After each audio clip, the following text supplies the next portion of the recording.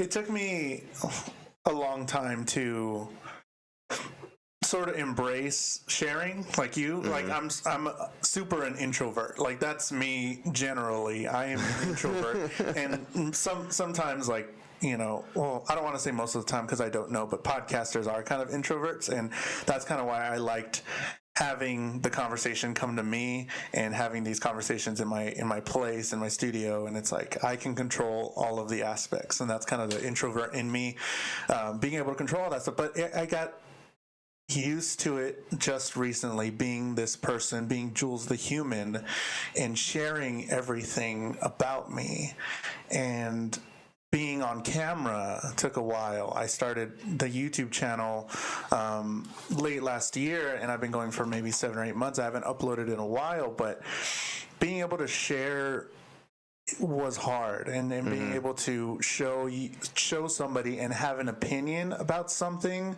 like saying, hey, I didn't like this movie, or hey, I really love this thing, and not worrying about what people are going to say. That was very difficult. Yeah, and it was, the people that I've had when I first started out this podcast, the early episodes, they were telling me when I see them, they're like, open up more, tell us more.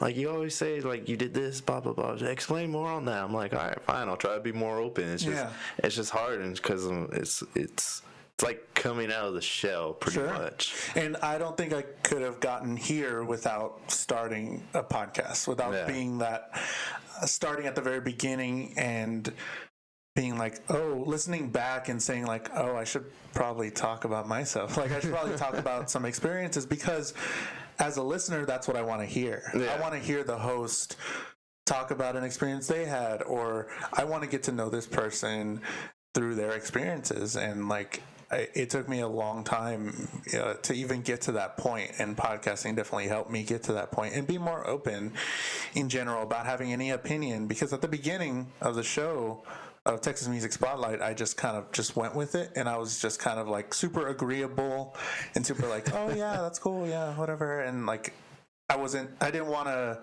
offend anybody with any opinion I had, whether it be super small, like that movie sucked or that TV show sucked or something.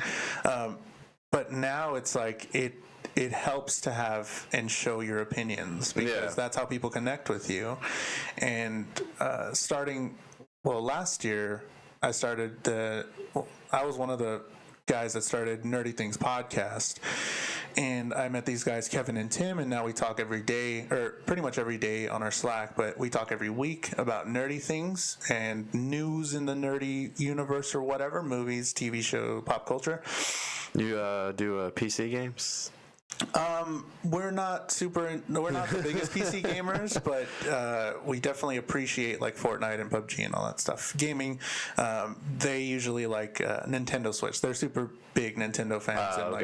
And we usually cover that. But if PUBG, PUBG and Fortnite have like some news and stuff, we'll talk about it. And I'm usually like the resident gamer guy, but talking to them every week for over a year now, it really helped me open up, and they are stern in what they feel on different things, and they are stern in how we interact with each other, and I had to learn to be that way, and that has helped me. And that's kind of why I wanted to do it, because I wanted to be able to be more comfortable in saying I like this thing, I hate this thing, whatever.